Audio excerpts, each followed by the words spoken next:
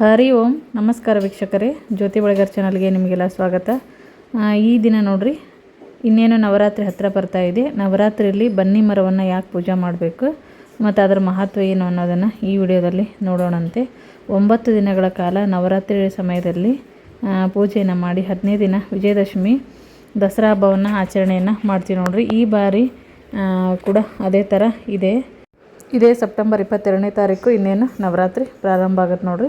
9 ದಿನಗಳ ಕಾಲ ಬನ್ನಿ ಮರವನ್ನು ಪೂಜೆ ಮಾಡುವಂಥದ್ದು ಮತ್ತು ದಶಮಿ ದಿವಸ ಕೂಡ ನೈವೇದ್ಯ ಎಲ್ಲ ಸಮೇತ ಮತ್ತು ವಿಶೇಷವಾಗಿ ಪೂಜೆಯನ್ನು ಮಾಡ್ತಾರೆ ನೋಡ್ರಿ. ಈ ಒಂದು ಶಮಿ ವೃಕ್ಷ ಅಥವಾ ಬನ್ನಿ ಮರದ ಪೂಜೆಗೆ ಈ ಟೈಮಲ್ಲಿ ವಿಶೇಷವಾದ ಮಹತ್ವವನ್ನು ನೀಡಲಾಗೈತಿ. ಇದರ ಧಾರ್ಮಿಕ ಮಹತ್ವ ಏನು ಮತ್ತು ಇದರ ಒಂದು ಕಥೆ ಏನು ಅನ್ನೋದನ್ನು ಈ ವಿಡಿಯೋದಲ್ಲಿ ನೋಡೋಣ. ಭಾರತ ನೋಡ್ರಿ, ಸೃಷ್ಟಿಯಲ್ಲಿನ ಪ್ರತಿಯೊಂದನ್ನು ಗೌರವಿಸುತ್ತಾ ಮತ್ತು ಪೂಜನೀಯ ರೂಪದಲ್ಲಿ ಕಾಣಲಾಗುತ್ತೆ. ಅದು ಜೀವಂತ ವಸ್ತು ಆಗಿರ್ಬೋದು ಅಥವಾ ನಿರ್ಜೀವ ವಸ್ತು ಆಗಿರ್ಬೋದು. ನಾವು ಆಚರಿಸುವಂಥ ಪ್ರತಿಯೊಂದು ಹಬ್ಬ ಆಚರಣೆಗಳಲ್ಲಿ ಕೂಡ ಪ್ರಕೃತಿಯಲ್ಲಿ ಒಂದಲ್ಲ ಒಂದು ಅಂಶವನ್ನು ನಾವು ಪೂಜೆಯನ್ನು ಮಾಡೇ ಮಾಡ್ತೀವಿ. ಅದೇ ರೀತಿ ನೋಡ್ರಿ, ನವರಾತ್ರಿ ಹಬ್ಬದಲ್ಲಿ ನಾವು ಬನ್ನಿ ವೃಕ್ಷವನ್ನು ಪೂಜೆಯನ್ನು ಮಾಡುವಂಥದ್ದು.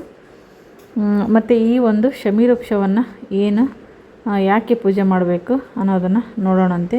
ಈ ಪವಿತ್ರ 9 ರಾತ್ರಿಯ ನಂತರ ಕೂಡ ನೋಡ್ರಿ, ಪೂಜೆಯನ್ನು ಮಾರನೇ ದಿವಸ ಎಲ್ಲ ಮುಗಿಯೋ ಹೊತ್ತಿಗೆ ವಿಜಯದಶಮಿ ಟೈಮಲ್ಲಿ ಕೂಡ ಪೂಜೆ ಎಲ್ಲ ಮಾಡಿ ಶಾಸ್ತ್ರೋಕ್ತವಾಗಿ ಉಡಿ ತುಂಬೋದು ಅಂತ ಕರಿತೀವಿ ನಮ್ಮ ಕಡೆ.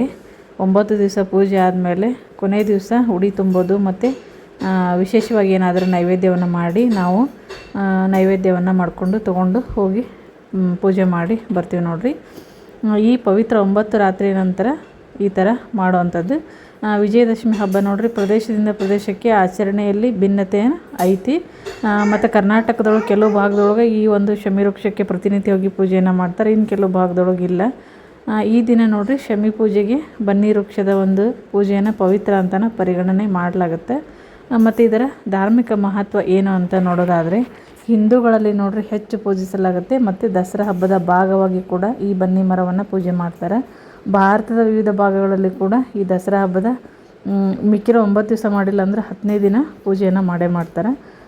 ಕರ್ನಾಟಕದಲ್ಲಿ ಸಹ ಮಾಡ್ತಾರೆ ನೋಡ್ರಿ. ಬನ್ನಿ ಮರವನ್ನು ವಿಜಯದಶಮಿ ದಿವಸ ಪೂಜೆಯನ್ನು ಮಾಡ್ತಾರೆ. ಮತ್ತು ಪಾಂಡವರು ವನವಾಸದ ಸಮಯದಲ್ಲಿ ತಮ್ಮ ಆಯುಧಗಳನ್ನು ಈ ಬನ್ನಿ ಮರದಲ್ಲಿಟ್ಟು ಬಚ್ಚಿಟ್ಟು ವನವಾಸದಿಂದ ಮರಳಿ ಬಂದ ತಕ್ಷಣ ಈ ಒಂದು ಮರವನ್ನು ಪೂಜಿಸಿ ಈ ಮರದಲ್ಲಿ ಇಟ್ಟಿರುವಂಥ ಆಯುಧಗಳಿಂದ ಕೌರವರ ವಿರುದ್ಧ ಹೋರಾಡಿ ಗೆದ್ದರು ಅಂತ ಕಥೆಗಳು ಕೇಳಿಬರ್ತಾವೆ.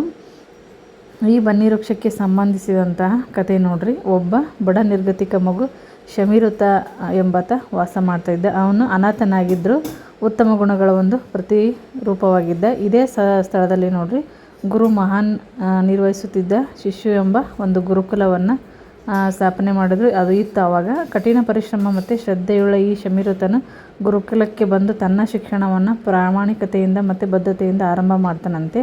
ಆತನ ಒಂದು ಸಹಪಾಠಿಯಾದ ರಾಜ್ಯದ ಮಹಾರಾಜನ ಮಗ ರಾಜಕುಮಾರ ರುಕ್ಷಿತನು ಇದ್ದ. ಈ ಒಂದು ಗುರು ಏನಪ್ಪ ಅಂದ್ರೆ, ಮಹಾನರು ಹೇಳಿದಂತೆ ಉತ್ತಮ ಶಿಕ್ಷಣ ಮತ್ತು ಬಹಳ ನಮ್ರತೆಯನ್ನು ಬಯಸುತ್ತೆ ಮತ್ತು ಜ್ಞಾನವನ್ನು ಪಡೆಯಲು ಕೂಡ ಕೆಲವೊಮ್ಮೆ ಹಸಿವಿನಿಂದ ಕೂಡಿರುತ್ತದೆ ಅಂತಂದು ಶಮಿರುತ ಇದನ್ನು ನಿರ್ಲಜ್ಜವಾಗಿ ಅನುಸರಿಸಿದ. ಆದರೆ ರುಕ್ಷಿತ ಹೊಟ್ಟೆಗೆ ಹಸಿವು ಇಲ್ಲದಿದ್ದಾಗ ಮಾತ್ರ ಉತ್ಸಾಹ ಮತ್ತು ಜ್ಞಾನವನ್ನು ಪಡೆಯಬಹುದು ಅಂತ ಹೇಳಿ ಅವನು ನಂಬಿರ್ತಾನೆ. ಇಲ್ಲವ ವಿದ್ಯಾರ್ಥಿ ನೋಡ್ರಿ, ಉಸಿರಾಡುವ ಮೃತದೇಹದಷ್ಟು ಒಳ್ಳೆಯವನು ಅಂತಂದು ಅಂದ್ಕೊಂಡಿದ್ದ. ವರ್ಷಗಳು ಕಳೆದ ನಂತರ ಗುರುಕುಲದಲ್ಲಿ ಅವರ ಶಿಕ್ಷಣ ಕೊನೆಗೊಂಡಿತು ಮತ್ತು ಪ್ರತಿಯೊಬ್ಬರು ನೈಜ ಜಗತ್ತನ್ನು ಎದುರಿಸಲು ತಮ್ಮ ಜ್ಞಾನವನ್ನು ಲೌಕಿಕ ಬಳಕೆಗೆ ತರಲು ಏನಂತಂದ್ರೆ ಹೊರಡುವಂಥ ಸಮಯ ಬಂತು. ಅವರು ಏನಪ್ಪ ಅಂದ್ರೆ ಸ್ಥಳೀಯ ಸ್ಥಳಗಳಿಗೆ ತೆರಳುವಂತಹ ಮೊದಲ ಗುರು ಮಹಾನರು ತಮ್ಮ ಗುರುದಕ್ಷಿಣೆಯನ್ನು ಸ್ವೀಕರಿಸಲು ನಿನ್ನ ಬಳಿ ನಾನು ಸರಿಯಾದ ಸಮಯ ನೋಡ್ಕೊಂಡು ಬರ್ತೀನಿ ಅಂತ ಹೇಳಿ ಅವನಿಗೆ ಕಳಿಸ್ತಾರೆ. ಆ ಥರ ಒಂದು ದಿನ ಗುರು ಮಹಾನರು ಏನು ಮಾಡ್ತಾರೆ, ರಾಜನಾಗಿದ್ದಂತಹ ರುಕ್ಷಿತನ ಅರಮನೆಗೆ ಆಗಮನ ಮಾಡ್ತಾರೆ. ರಾಜಮನೆತನದ ಸ್ವಾಗತಕ್ಕೆ ಯೋಗ್ಯವಾದ ರೀತಿಯಲ್ಲಿ ಆತ ಅವರನ್ನು ಬರಮಾಡ್ಕೊಳ್ತಾನೆ, ಗುರುಗಳನ್ನು. ಈ ಹಿಂದೆ ಯಾರು ಕೂಡ ಕೊಡಬಾರ್ದು, ನಂತರನೂ ಯಾರು ಕೊಡಲಾರ್ದಂಥ ಯಾವುದಾದ್ರೂ ತಮ್ಮ ಗುರುವಿಗೆ ಉಡುಗೊರೆಯಾಗಿ ಕೊಡಲು ಆ ರುಕ್ಷಿತನು ಬಯಸ್ತಾನೆ. ಆಗ ಏನಪ್ಪ ಅಂತಂದ್ರೆ, ರಾಜನಾಗಿರುವಂಥ ಈ ರಾಜ ವಿದ್ಯಾರ್ಥಿ ಯೋಗ್ಯತೆಯನ್ನು ಗುರುಗಳು ಅರ್ಥಕೊಳ್ಬೇಕು ಅಂತಂದು ಬಯಸಿರ್ತಾರೆ. ನಂತರ ಅವ್ರು ಏನು ಮಾಡ್ತಾರೆ ಅಂದರೆ, ಅರಮನೆಯ ಆನೆಗೆ ಚಿನ್ನದ ನಾಣ್ಯ, ರತ್ನಗಳು ಮತ್ತು ಆಭರಣಗಳ ಹೆಣಿಕೆಯನ್ನು ಗುರುಗಳೊಂದಿಗೆ ಕಳಿಸಿದ್ರು. ನಂತರ ಅವನೇನಪ್ಪ ಅಂದ್ರೆ ಶಮಿರುತನ ದುಃಖವನ್ನು ಅವರು ವೀಕ್ಷಿಸಲು ಏನಂತಂದ್ರೆ ರಹಸ್ಯವಾಗಿ ಬೇರೆಯವ್ರನ್ನ ಹಿಂಬಾಲಿಸಿದ ನೋಡ್ರಿ. ಅವನು ಏನಪ್ಪ ಅಂದ್ರೆ ತನ್ನ ಗುರುವಿಗೆ ಏನನ್ನೂ ನೀಡಲು ಅಸಮರ್ಥನಾದ ಅಂತ ಕಾರಣದಿಂದ ಪಶ್ಚಾತ್ತಾಪ ಪಡ್ತಾನೆ. ಆ ಗುರು ಮಹಾನ್ರು ಏನು ಮಾಡ್ತಾರಂದ್ರೆ, ಶಮೀರೋತನ ವಿನಮ್ರ ಗುಡಿಸಲನ್ನು ತಲುಪ್ತಿದ್ದಂತೆ ಅವನು ತನ್ನ ಗುರುವನ್ನು ಅತ್ಯಂತ ಭಕ್ತಿಯಿಂದ ಸ್ವಾಗತ ಮಾಡ್ತಾನೆ ಮತ್ತು ಅವರಿಗೆ ಹಾಲು ಮತ್ತು ಹಣ್ಣುಗಳನ್ನು ಅರ್ಪಿಸ್ತಾನೆ.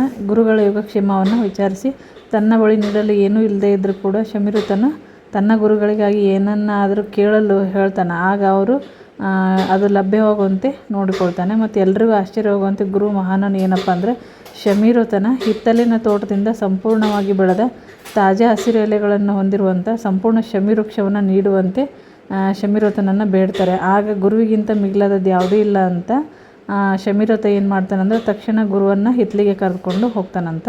ಗುರು ಮಹಾನ್ ಮರವನ್ನು ಮುಟ್ಟಿದ ತಕ್ಷಣ ಮರದ ಮೇಲಿನ ಎಲ್ಲ ಎಲೆಗಳು ನೋಡ್ರಿ ಚಿನ್ನದ ನಾಣ್ಯಗಳಾಗಿ ಬದಲಾಗ್ತಾವಂತೆ ಮತ್ತು ಅದು ಮರದಿಂದ ಒಂದೊಂದಾಗಿ ಬೀಳಲು ಪ್ರಾರಂಭ ಆಯ್ತಂತ. ಅಂಥ ಒಂದು ದೊಡ್ಡ ರಾಶಿಯಾಗಿ ಬೆಳೆದು ಅದೇನಪ್ಪ ಅಂದ್ರೆ ಆಶ್ಚರ್ಯಕರ ರೀತಿಯಲ್ಲಿ ದೊಡ್ಡ ರಾಶಿಯಾಗಿ ಬೆಳೀತಂತ. ಅಷ್ಟೇ ಎಲೆಗಳು ಮರದಿಂದ ಬಿದ್ದರೂ ಕೂಡ ಆ ಮರದ ಎಲೆಗಳೆಲ್ಲ ಕಾಲಿನ ಆಗ್ತಾ ಇರಲಿಲ್ಲ ಅಂತ ಹೇಳ್ತಾರೆ. ಮತ್ತು ನೋಡ್ರಿ, ಗುರು ಮಹಾನ್ರ ಆ ನಂತರ ಹೇಳ್ತಾರಂತ, ಹೆಮ್ಮೆಯಿಂದ ನೀಡಿದ ಯಾವುದೇ ಒಂದು ಉಡುಗೊರೆಗೆ ಹೋಲಿಸಿದ್ರಪ್ಪ ಅಂದ್ರೆ ಪ್ರೀತಿಯಿಂದ ನೀಡಿದ ಎಲೆ ಕೂಡ ಚಿನ್ನಕ್ಕೆ ಸಮಾನ ಅಂತಂದು ಅವರು ರುಕ್ಷಿತನನ್ನು ಕರೆಸ್ತಾರೆ. ಮತ್ತು ಚಿನ್ನ ಎಲ್ಲಿಯಾದರೂ ಲಭ್ಯ ಇರ್ಬೋದು, ಆದರೆ ಅದು ಎಂದಿಗೂ ಪ್ರೀತಿ ಮತ್ತು ಉತ್ತಮ ಸಂಬಂಧವನ್ನು ಖರೀದಿಸಲು ಸಾಧ್ಯ ಇಲ್ಲ ಅಂತಂದು ಹೇಳ್ತಾರೆ ನೋಡ್ರಿ. ಹಾಗಾಗಿ ಆ ನಂತರ ತನ್ನ ಸ್ನೇಹಿತನಾದ ಶಮೀರೋತನಿಂದ ಕ್ಷಮೆಯನ್ನು ಕೇಳ್ತಾನೆ. ಮತ್ತು ಈ ವೃಕ್ಷದ ಹಿರಿಮೆಯಿಂದ ಏನಪ್ಪ ಅಂತಂದ್ರೆ, ಒಂದಾಗಿ ಉತ್ತಮ ಸ್ನೇಹಿತರಾಗೋದ್ರಿಂದ ಇವರಿಬ್ಬರ ಹೆಸರಲ್ಲಿ ಈ ಒಂದು ವೃಕ್ಷಕ್ಕೆ ಶಮೀ ವೃಕ್ಷ ಅಂತ ಹೆಸರು ಬಂತು ಅಂತಂದು ಹೇಳಲಾಗತ್ತೆ ನೋಡ್ರಿ. ಹೀಗೆ ವಿಜಯದಶಮಿ ದಿವಸ ಶಮೀ ಪತ್ರೆ ಅಥವಾ ಬನ್ನಿ ಎಲೆಯನ್ನು ಚಿನ್ನಕ್ಕೆ ಸಮಾನವಾಗಿ ಪ್ರೀತಿಯಿಂದ ತುಂಬಿದ ಉಡುಗೊರೆಯನ್ನು ಸಂಕೇತಿಸುವಂಥ ಅಭ್ಯಾಸ ಪ್ರಾರಂಭ ಆಯಿತು ಆವಾಗಿಂದ. ವಿಜಯದಶಮಿ ದಿನದಿಂದ ಈ ಎಲೆಗಳನ್ನು ಒಬ್ರಿಗೊಬ್ಬರು ವಿನಿಮಯ ಮಾಡಿಕೊಂಡು ಬನ್ನಿ ಬಂಗಾರವಾಗಲಿ ಅಂತಂದು ಹೇಳ್ತಾರೆ. ನಮ್ಮ ಕಡೆಯೂ ಕೂಡ ಆ ಥರ ಹೇಳ್ತಾರೆ ನೋಡ್ರಿ, ಬನ್ನಿ ತೊಗೊಂಡು ಬಂಗಾರ ಆಗಿರೋಣ ಅಂತಂದು. ಈ ಎರಡು ಅರ್ಥಗಳನ್ನು ಈ ಒಂದು ಇದು ಶಮೀ ವೃಕ್ಷ ಹೊಂದಿದೆ ಅಂತ ಹೇಳ್ಬೋದು ನೋಡ್ರಿ. ಹೀಗಾಗಿ ಈ ಒಂದು ಬನ್ನಿ ವೃಕ್ಷದ ಹಿನ್ನೆಲೆ ಇದು. ಇದರ ಅರ್ಥ ಏನಪ್ಪ ಅಂದ್ರೆ, ನಮ್ಮ ಸಂಬಂಧ ಕೂಡ ಬಂಗಾರವಾಗಿರಲಿ ಅನ್ನುವಂಥದ್ದು. ಇದಿಷ್ಟು ಶಮೀ ವೃಕ್ಷದ ಮಾಹಿತಿ ನೋಡಿರಿ ಫ್ರೆಂಡ್ಸ್. ದಸರಾ ಟೈಮಲ್ಲಿ ಇದನ್ನು ಪೂಜೆಯನ್ನು ಮಾಡ್ತೀವಿ. ಈ ಒಂದು ಮಾಹಿತಿ ಇಷ್ಟ ಆಗಿತ್ತಪ್ಪ ಅಂದ್ರೆ ವಿಡಿಯೋಕ್ಕೊಂದು ಲೈಕ್ ಕೊಡಿರಿ, ಶೇರ್ ಮಾಡಿರಿ, ಕಮೆಂಟ್ ಹಾಕ್ರಿ. ಇನ್ನೂ ಯಾರು ನಮ್ಮ ಚಾನಲ್ಗೆ ಸಬ್ಸ್ಕ್ರೈಬ್ ಆಗಿಲ್ಲ, ಸಬ್ಸ್ಕ್ರೈಬ್ ಆಗೋದನ್ನು ಮರಿಬೇಡ್ರಿ. ಮತ್ತೆ ಹೊಸ ಮಾಹಿತಿಯೊಂದಿಗೆ ಮುಂದಿನ ವಿಡಿಯೋದಲ್ಲಿ ಸಿಗ್ತೀನಿ. ವಿಡಿಯೋ ನೋಡಿದ್ದಕ್ಕಾಗಿ ಎಲ್ಲರಿಗೂ ಧನ್ಯವಾದಗಳು.